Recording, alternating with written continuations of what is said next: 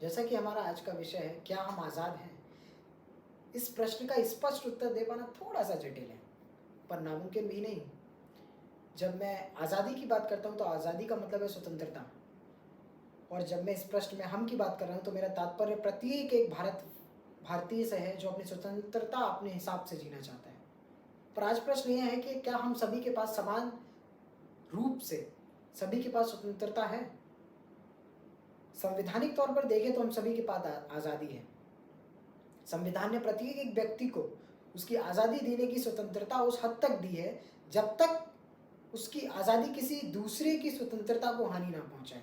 पर आज़ादी देना और उसके लिए इस तरीके की परिस्थिति उत्पन्न करना कि लोग अपनी आज़ादी जी सकें, ये दो विपरीत चीज़ें हैं। मैं आप सभी से कुछ प्रश्न पूछना चाहूँगा। क्या हमारे समाज में महिलाओं के पास आज़ादी है कि वह अपने रसोई घर से निकल के पुरुषों के समान समाज में योगदान दे सकें? क्या विद्यार्थी के पास आज़ादी है कि वे अपने रुचि के अनुसार अपने विषयों का चयन कर सकें? क्या एक आर्थिक तौर पर पीड़ित व्यक्ति की आज़ादी एक आर्थिक तौर पर सशक्त व्यक्ति की आज़ादी के समान है? और अगर ऐसा नहीं है, तो ऐसी क्या चीज़ है जो हमारे और आपकी आज़ादी को रोकती है? हमारे भारतीयों की आज़ादी को रोकती है? हमारा समाज। जी हाँ, ये वही समाज है जिसमें हमारा जन्म होता है। हमारे विचार उसी समाज के सिद्धांतों द्वारा निर्मित किए जाते हैं। और यही विचार हैं जिनसे हमारे दृष्टिकोण का निर्माण होता है, और हमारे इन्हीं दृष्टिकोण से हम महिलाओं को पुरुषों के नीचे नापते हैं। इसी कारण महिलाओं की ज़िंदगी एक घर से शुरू होकर उसी घर में ख़त्म हो जाती है।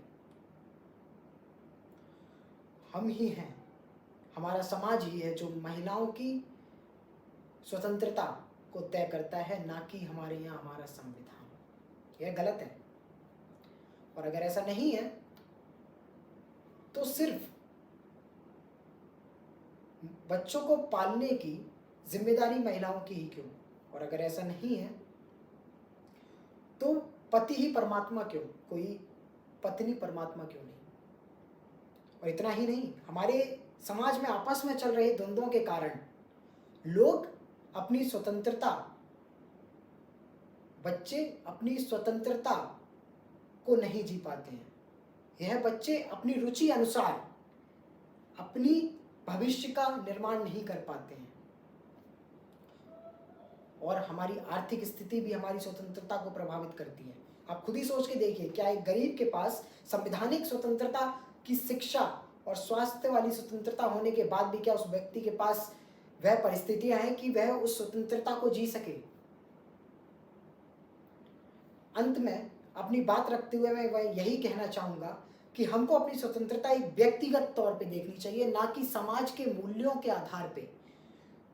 और राज्य सरकार को इस तरीके की परिस्थिति हम सभी के लिए उत्पन्न करनी चाहिए कि हम उस सामाजिक असमान ढांचे से निकल के अपनी स्वतंत्रता जी सकें।